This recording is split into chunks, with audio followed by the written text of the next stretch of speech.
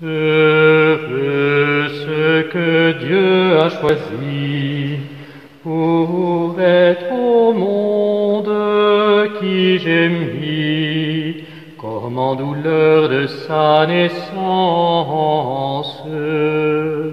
La création tend vers le jour où l'on dira du Dieu d'amour. Il fait mûrir toute souffrance en fruits de paix, en liberté, pour que son nom soit sanctifié. Dieu fort, à qui tout appartient, le monde et tout ce qu'il contient, donne à ce temps de rendre grâce.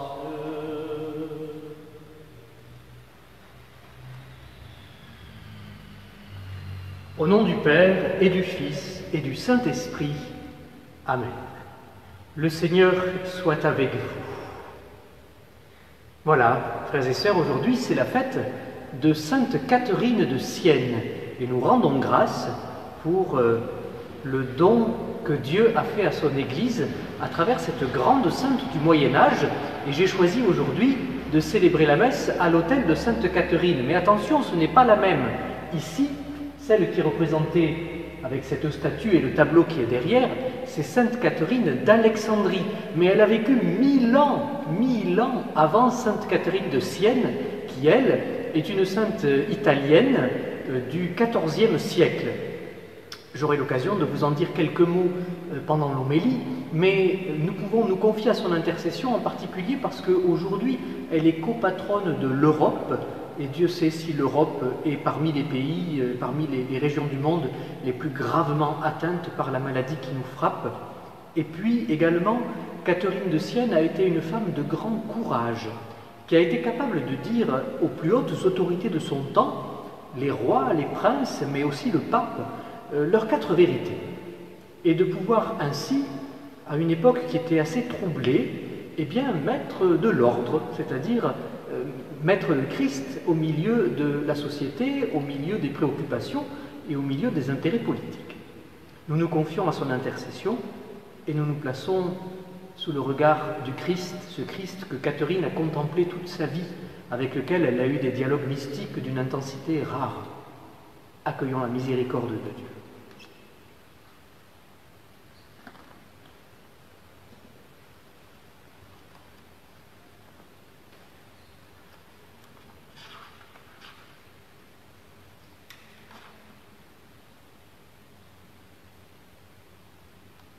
Seigneur Jésus, par ton mystère pascal, tu nous as acquis le salut. Kyrie eleison, Kyrie eleison. Ô Christ, tu ne cesses de renouveler au milieu de nous les merveilles de ta passion. Christ eleison, Christ eleison. Seigneur Jésus, par la communion à ton corps, tu nous fais participer au sacrifice pascal. Kyrie eleison, Kyrie eleison. Que Dieu Tout-Puissant nous fasse miséricorde, qu'il nous pardonne nos péchés et nous conduise à la vie éternelle. Amen. Gloire à Dieu au plus haut des cieux, et paix sur la terre aux hommes qui l'aiment. Nous te louons, nous te bénissons, nous t'adorons, nous te glorifions, nous te rendons grâce pour ton immense gloire. Seigneur Dieu, Roi du ciel, Dieu le Père Tout-Puissant, Seigneur Fils unique Jésus-Christ, Seigneur Dieu, agneau de Dieu, le Fils du Père, toi qui enlèves le péché du monde, prends pitié de nous. Toi qui enlèves le péché du monde, reçois notre prière. Toi qui es assis à la droite du Père, prends pitié de nous, car toi seul es saint, toi seul est Seigneur, toi seul est le Très-Haut, Jésus-Christ, avec le Saint-Esprit, dans la gloire de Dieu le Père. Amen.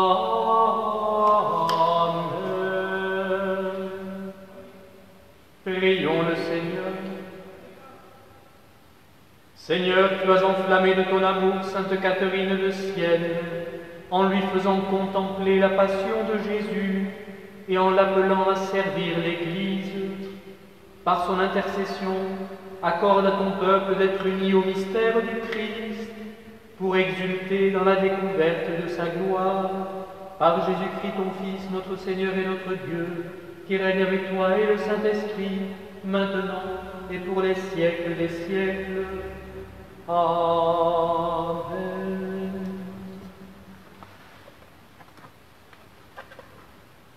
Lecture du livre des Actes des Apôtres. Le jour de la mort d'Étienne, éclata une violente persécution contre l'Église de Jérusalem. Tous se dispersèrent dans les campagnes de Judée et de Samarie, à l'exception des apôtres. Des hommes religieux ensevelirent Étienne et célébrèrent pour lui un grand deuil. Quant à Saul, il ravageait l'Église, il pénétrait dans les maisons pour en arracher hommes et femmes et les jeter en prison. Ceux qui s'étaient dispersés annonçaient la bonne nouvelle de la parole là où ils passaient. C'est ainsi que Philippe, l'un des 7, arriva dans une ville de Samarie et là il proclamait le Christ. Les foules, d'un même cœur, s'attachaient à ce que disait Philippe, car elles entendaient parler des signes qu'il accomplissait ou même les voyaient. Beaucoup de possédés étaient délivrés des esprits impurs qui sortaient en poussant de grands cris. Beaucoup de paralysés et de boiteux furent guéris. Et il y eut dans cette ville une grande joie. Parole du Seigneur. Nous rendons grâce à Dieu. Acclamez Dieu toute la terre. Acclamez Dieu toute la terre. Fêtez la gloire de son nom. Glorifiez-le en célébrant sa louange. Dites à Dieu que tes actions sont redoutables.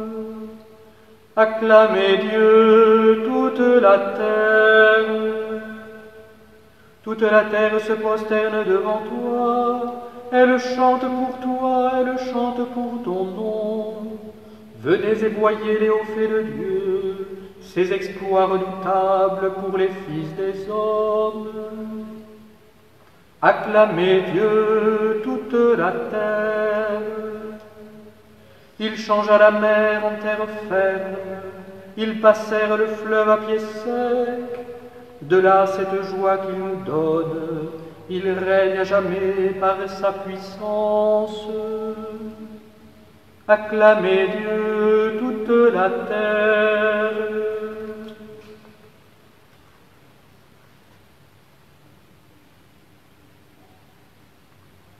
Alléluia, Alléluia, Alléluia. Celui qui voit le Fils et croit en lui à la vie éternelle, dit le Seigneur, et moi je le ressusciterai au dernier jour. Alléluia, Alléluia, Alléluia. Le Seigneur soit avec vous et avec votre esprit. Évangile de Jésus-Christ selon saint Jean. Gloire à toi, Seigneur. En ce temps-là, Jésus disait aux foules, « Moi, je suis le pain de la vie. Celui qui vient à moi n'aura jamais soif, n'aura jamais faim. Celui qui croit en moi n'aura jamais soif. Mais je vous l'ai déjà dit, vous avez vu et pourtant vous ne croyez pas. Tous ceux que me donne le Père viendront jusqu'à moi, et celui qui vient à moi, je ne vais pas le jeter dehors. Car je suis venu, je suis descendu du ciel pour faire non pas ma volonté, mais la volonté de celui qui m'a envoyé. Or, telle est la volonté de celui qui m'a envoyé, que je ne perde aucun de ceux qu'il m'a donnés, mais que je les ressuscite au dernier jour. Telle est la volonté de mon Père, que celui qui voit le Fils et croit en lui ait la vie éternelle. Et moi, je le ressusciterai au dernier jour. Acclamons la parole de Dieu. Louange à toi, Seigneur Jésus.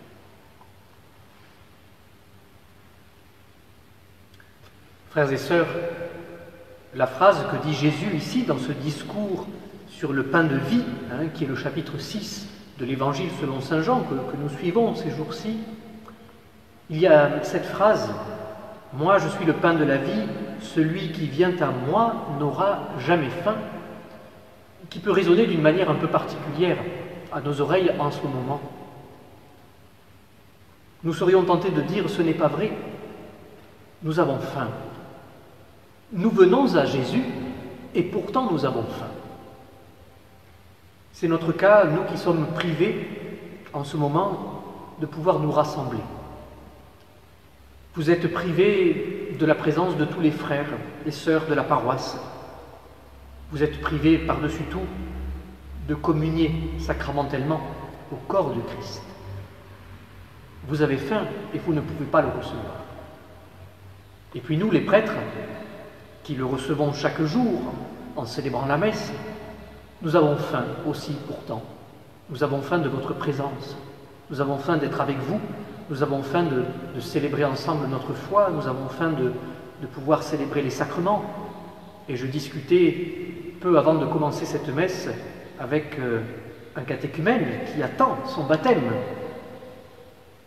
et qui est venu prier à l'église, puisque vous le savez, l'église de la Madeleine est bien entendu ouverte.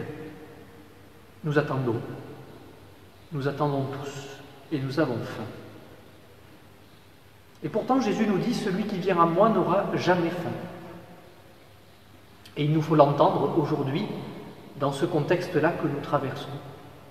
Évidemment, notre faim a été peut-être encore aiguisée par les annonces hier qui nous ont été faites par le Premier ministre et qui nous ont heurtés, nous les croyants, qui avons été, dans ce discours d'une heure, traités avec le mépris et quasiment l'indifférence qu'une seule petite phrase de rien du tout a bien voulu concéder à son discours, pour nous dire que nous ne pourrions pas nous rassembler avant, au minimum, le 2 juin. Les évêques de France ont fait d'ores et déjà connaître leur réponse indignée à ce qui nous semble une attitude assez désinvolte de la part de nos gouvernants envers les croyants, qui semblent, par leur attitude, occulter, ne pas considérer ou tenir pour quantité négligeable la vie spirituelle, qui est pourtant la force qui tient, qui fait tenir debout nombre de nos concitoyens. Nous en sommes les premiers à pouvoir en témoigner. Alors, aujourd'hui, alors que nous célébrons la mémoire, et depuis quelque temps c'est devenu même une fête, puisque nous avons chanté le Gloire à Dieu, la fête de Sainte Catherine de Sienne, nous pouvons penser à cette époque où elle a vécu. Le pape n'était pas à Rome à l'époque, il était à Avignon. Et en 1376 en particulier, elle a obtenu du pape de l'époque, qu'elle est allée voir à Avignon, qu'il rentre à Rome. Elle est allée lui exposer finalement la fin du peuple chrétien, de ce que le successeur de Pierre soit dans la ville de Pierre, à Rome. Et puis, Catherine de Sienne est une femme mystique qui, dans ce XIVe siècle, a eu un certain nombre de dialogues intérieurs avec le Christ d'une rare intensité, dont l'Église a reconnu vraiment l'authenticité, à tel point que non seulement elle est sainte, mais en plus de cela, depuis 1970, elle est docteur de l'Église. Et le pape Paul VI, en la proclamant docteur de l'Église, en même temps que sainte Thérèse d'Avila, avait dit que finalement, c'était Catherine de Sienne, la mystique du corps mystique, la mystique de l'Église. Or, Catherine de Sienne a eu le courage, face aux autorités de son temps, de dire, sans jamais manquer à la charité, et sans jamais manquer à la vérité, de dire ce qui n'allait pas. C'est de cette manière-là qu'elle parlait avec une grande familiarité, avec une grande simplicité, avec des rois, des princes, des gens puissants, sans avoir peur. Je crois que dans le contexte actuel, Catherine de Sienne peut nous inspirer l'attitude juste pour exprimer paisiblement, tranquillement, sans monter sur nos grands chevaux, avec le plus grand respect des normes sanitaires que nous sommes les premiers à défendre, au nom même de notre attachement à la vie que nous tenons de Dieu. Là n'est pas le problème. Pourtant, il nous semble important que nous puissions paisiblement et fermement exprimer à nos dirigeants aujourd'hui ce qui nous semble ne pas aller dans une manière d'être traités qui nous semble assez méprisante ou insultante. Et sans doute que nous aurons dans les jours qui viennent, avec nos évêques, à trouver le moyen paisible et ferme de pouvoir exprimer notre faim, qui est tout aussi légitime que la faim de pouvoir se déplacer ou de pouvoir faire des courses. Voilà. Entendons aujourd'hui celui qui nous dit qu'il est le pain de la vie. Et je vous laisse pour terminer quelques mots de Catherine de Sienne qui sont dans l'office des lectures de ce jour, dans ces dialogues. Ô divinité éternelle, ô éternelle Trinité, par l'union de la divine nature, tu as donné un si grand prix au sang de ton Fils unique. Toi, éternelle Trinité, tu es comme un océan profond. Plus j'y cherche et plus je te trouve. Plus je te trouve et plus je te cherche. Tu rassasies insatiablement notre âme, car dans ton abîme, tu rassasies l'âme de telle sorte qu'elle demeure indigente et affamée, parce qu'elle continue à souhaiter et à désirer te voir dans ta lumière. Ô lumière, éternelle Trinité. Amen.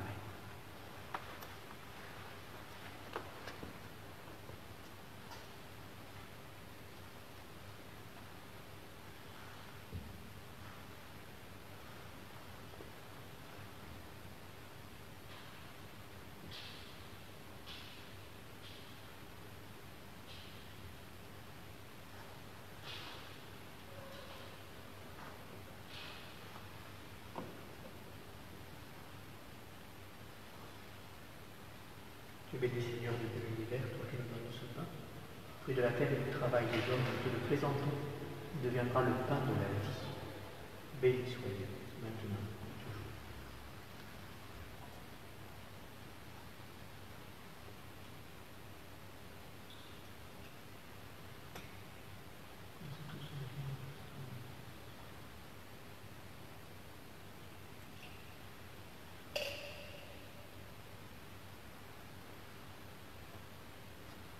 Tu es béni, Seigneur, Dieu de l'univers, qui nous donne ce vin, fruit de la vie et du travail des hommes, nous te le présentons.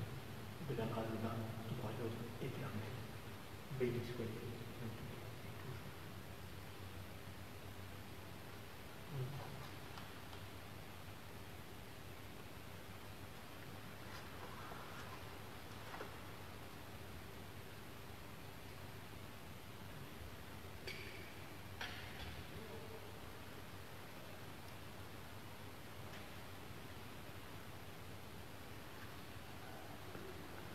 Prions ensemble au moment d'offrir le sacrifice de toute l'Église, pour la gloire de Dieu et le salut.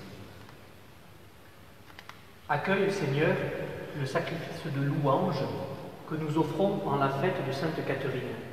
Si nous écoutons ces enseignements, nous pourrons te rendre grâce avec plus de ferveur par Jésus, le Christ, notre Seigneur. Amen.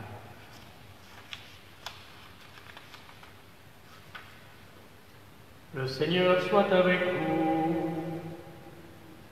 Élevons notre cœur. Rendons grâce au Seigneur notre Dieu. Vraiment, il est juste et bon de te rendre gloire, de t'offrir notre action de grâce toujours et en tout lieu. À toi, Père très saint, Dieu éternel et tout-puissant.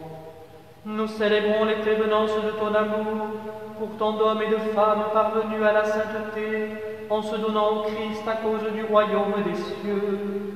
Par ce mystère d'alliance, tu veux que notre condition humaine retrouve sa splendeur première, et que dès ici-bas, nous ayons un avant-goût des biens que tu nous donneras dans le monde à venir. C'est pourquoi, avec les anges et tous les saints, nous chantons et proclamons. Saint, Saint, Saint, le Seigneur, Dieu de l'univers, le ciel et la terre sont remplis de ta gloire. Hosanna au plus haut des cieux, béni soit celui qui vient au nom du Seigneur. Hosanna au plus haut des cieux. Toi qui es vraiment saint, toi qui es la source de toute sainteté, Seigneur, nous te prions. Sanctifie ces offrandes en répandant sur elles ton esprit, qu'elles deviennent pour nous le corps et le sang de Jésus, le Christ, notre Seigneur. Au moment d'être livré et d'entrer librement dans sa passion, il prit le pain, il rendit grâce, il le rompit et le donna à ses disciples en disant « Prenez et mangez-en tous. Ceci est mon corps livré pour vous. »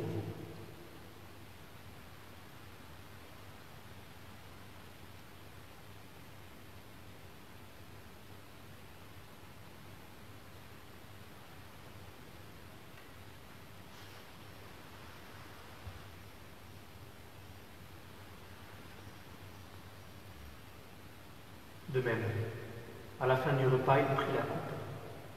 De nouveau, il rendit grâce et la donna à ses disciples en disant « Prenez et buvez-en tous, car ceci est la coupe de mon sang, le sang de l'alliance nouvelle et éternelle, qui sera versé pour vous et pour la multitude en rémission des péchés. Vous ferez cela en mémoire de moi. »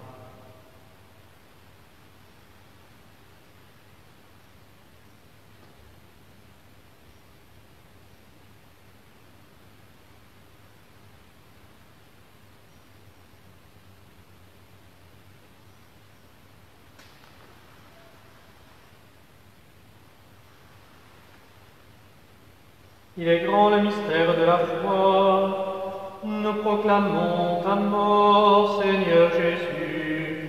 Nous célébrons ta résurrection. Nous attendons ta venue dans la gloire. Faisant ici mémoire de la mort et de la résurrection de ton Fils, nous t'offrons, Seigneur, le pain de la vie et la coupe du salut. Et nous te rendons grâce, car tu nous as choisis pour servir en ta présence. Humblement, nous te demandons qu'en ayant part au corps et au sang du Christ, nous soyons rassemblés par l'Esprit Saint en un seul corps. Souviens-toi, Seigneur, de ton Église répandue à travers le monde. Fais-la grandir dans ta charité, avec le pape François, notre évêque Christophe, et tous ceux qui ont la charge de ton peuple. Souviens-toi aussi de nos frères qui se sont endormis dans l'espérance de la résurrection. Nous te prions pour toutes les victimes du coronavirus. De tous les hommes qui ont quitté cette vie, reçois-les dans ta lumière, auprès de toi. Sur nous tous, enfin, nous implorons ta bonté,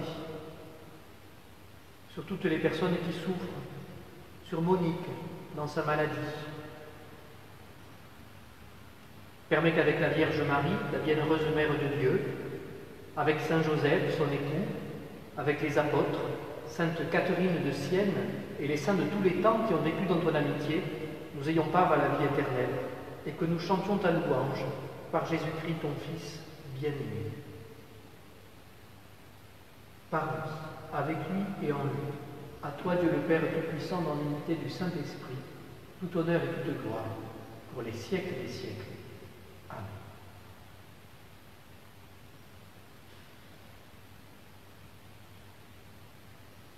Unis dans le même esprit, nous pouvons dire ensemble avec confiance, notre Père, qui es aux cieux, que ton nom soit sanctifié, que ton règne vienne, que ta volonté soit faite sur la terre comme au ciel.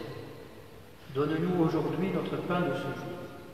Pardonne-nous nos offenses, comme nous pardonnons aussi à ceux qui nous ont offensés, et ne nous laisse pas entrer en tentation, mais délivre-nous du mal. Délivre-nous de tout mal, Seigneur, et donne la paix à notre temps. Par ta miséricorde, libère-nous du péché. Rends-nous forts dans les épreuves dans cette vie où nous espérons le bonheur que tu promets et l'avènement de Jésus-Christ, notre Sauveur.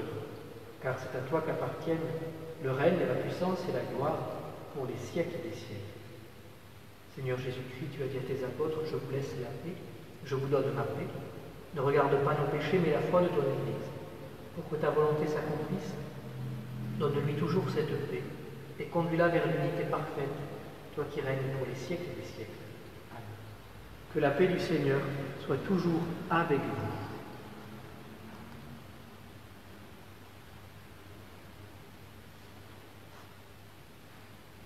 Agneau de Dieu qui enlève le péché du monde, prends pitié de nous. Agneau de Dieu qui enlève le péché du monde, prends pitié de nous. Agneau de Dieu qui enlève le péché du monde, donne-nous la paix.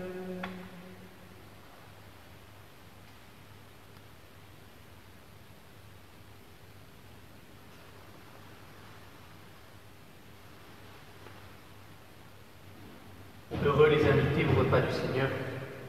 Voici l'agneau de Dieu qui enlève le péché du monde. Seigneur, je ne suis pas digne de te recevoir, mais dis seulement une parole, et je serai.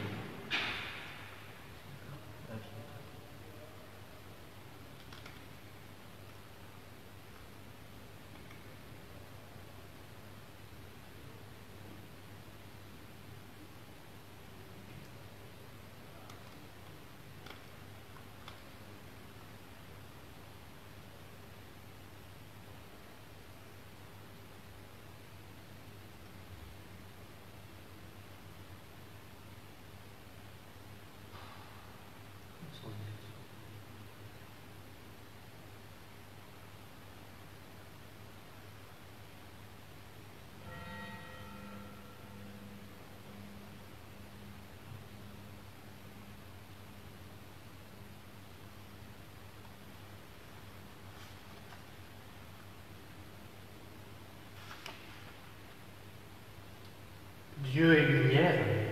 Si nous marchons dans la lumière, nous sommes en communion les uns avec les autres. Et le sang de Jésus-Christ, son Fils, nous purifie de tout péché.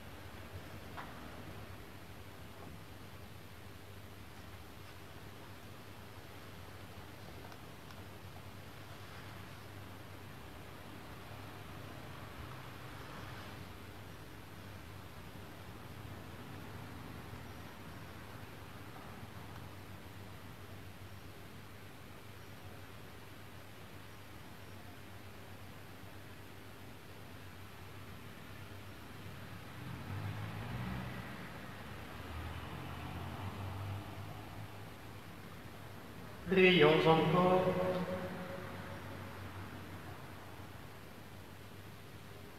Que la vie éternelle nous soit donnée, Seigneur, puisque nous communions à la table du ciel, où Sainte Catherine trouvait un aliment capable de soutenir aussi la vie de son corps, par Jésus le Christ, notre Seigneur.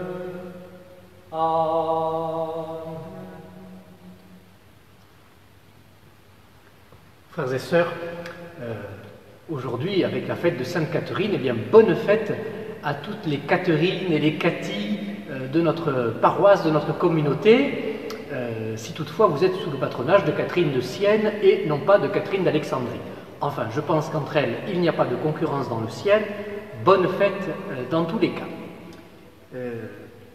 Nous verrons donc dans les prochains jours quelles seront les directives de nos évêques, et puis les prêtres et les diacres de la paroisse vont essayer de réfléchir aussi de quelle manière nous allons continuer après le 11 mai, comment les choses vont s'organiser pour que nous puissions vous permettre, eh bien, autant que faisable, autant que possible, de pouvoir nourrir votre foi, votre relation à Dieu, et de pouvoir vivre en frères et sœurs dans notre paroisse. Nous en saurons plus dans quelques jours. Pour l'heure, accueillons la bénédiction de Dieu qui nous rejoint, et puis trouvons aussi dans la parole de Dieu, dans l'Écriture, la force d'aller de l'avant, d'aller vers les autres, de pouvoir témoigner de notre foi, d'avoir le courage, comme Catherine de Sienne à son époque, eh bien, de pouvoir dire ouvertement, paisiblement, joyeusement, quelle est notre espérance, quelle est notre foi, quelle est aussi notre fin en ce moment.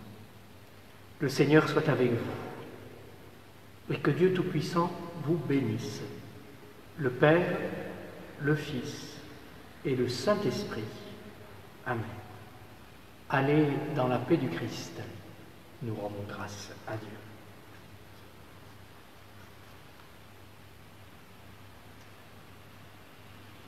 Laudate Dominum, omnes gentes, Alleluia. Laudate Dominum, omnes gentes, Alleluia.